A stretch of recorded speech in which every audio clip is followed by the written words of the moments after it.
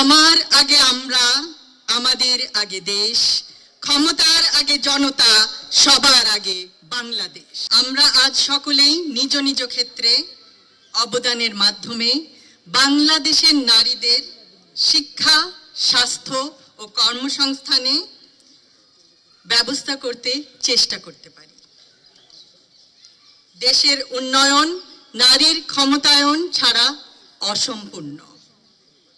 আজ আমার মনে পড়ছে বাংলাদেশের সেই অন্তঃসত্ত্বা মা বোনের কথা, যারা সন্তান জন্ম দেওয়ার সময় চিকিৎসার অভাবে অকালে ঝরে পড়ে।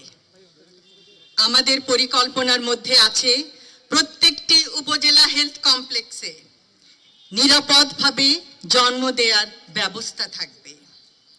মা ও শিশুর পূর্ণাঙ্গ স্বাস্থ্যসেবার দিকে খেয়াল রাখতে হবে।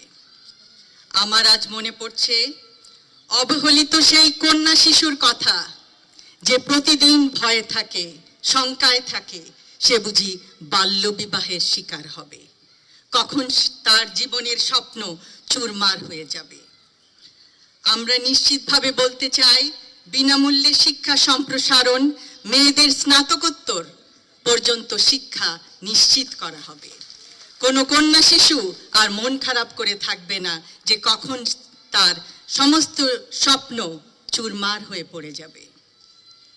আজ চিন্তা হচ্ছে সেই কর্মজীবী মহিলার কথা এবং কলেজ ইউনিভার্সিটির সেই ছাত্রীর কথা, যাকে প্রতিক্ষণ শিকার হতে হয় অস্বস্তিকর অন্যায় ব্যবহারের, যে স্বস্তিতে যাতায়াত করতে পারে না।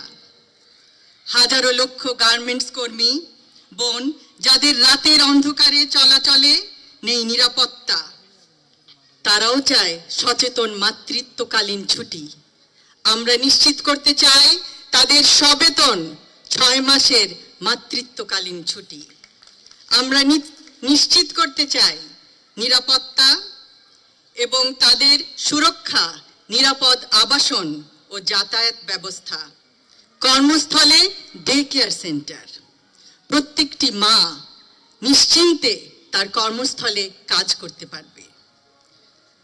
আজ মনে পড়ে সেই বয়োবৃদ্ধ নারীর কথা, যাকে সে কোলে করে বেঁধে দিয়েছিল একটি গেটের, বৃদ্ধাশ্রমের একটি গেটের সঙ্গে তার পরিবারের লোকজন।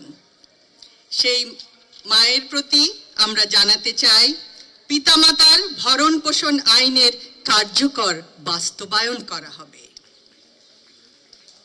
আজ মনে পড়ে সেই হতভাগা গৃহিণীর কথা, যিনি আত্মহত্যার পথ বেছে নেয়। কেন? কারণ ছেলে মেয়েদের তিনি অন্ন সংস্থান করতে পারেন না। আমরা নারী সাপোর্ট সেল গড়ে তুলব, উদ্যোক্তা নারীদের আর্থিক ও দক্ষতা সহায়তা প্রদান করব, আনুষ্ঠানিক অর্থনৈতিক খাতে নারী কর্মস্থান বৃদ্ধি করা হবে। সুপরিকল্পিত রাজনৈতিক পরিকল্পনার মাধ্যমে অবশ্যই সমস্যার সমাধান সম্ভব। আজ আমাদের বহু আলোচকবৃন্দ, আমার সহ আলোচকবৃন্দ বিভিন্ন সমস্যার কথা জানিয়েছেন এই এলাকার। আমরা শুনেছি, আমরা সবাই জানি, এবং পরিবেশ সম্পর্কে, পরিবহন খাতে ট্রাফিক জ্যাম সম্পর্কে আরো বিভিন্ন সমস্যার সুনির্দিষ্ট সমাধান সুপরিকল্পিত ভাবে উপস্থাপন করা হয়েছে আমাদের ইশতেহারে। আমরা পরিশেষে এই আয়োজক কমিটির প্রত্যেকটি সদস্যকে জানাই আন্তরিক ধন্যবাদ। তাদের অক্লান্ত পরিশ্রমের ফলে আজকে এই অনুষ্ঠানটি এত সুন্দরভাবে আয়োজিত হয়েছে।